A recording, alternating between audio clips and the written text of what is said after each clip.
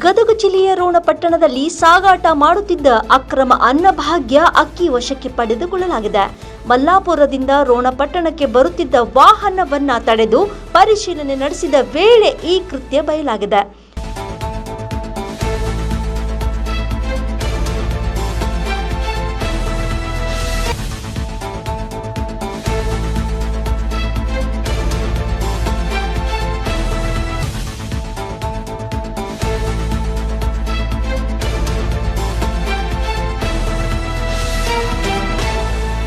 ರೋಣ ಆಹಾರ ನಿರೀಕ್ಷಕಿ ಸುವರ್ಣ ಜಮ್ಮನಕಟ್ಟಿ ಹಾಗೂ ಪೊಲೀಸ್ ಅಧಿಕಾರಿಗಳು ಜಂಟಿ ಕಾರ್ಯಾಚರಣೆ ನಡೆಸಿದ್ದಾರೆ.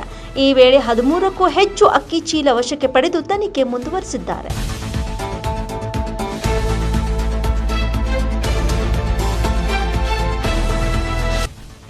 Rice of news Ron.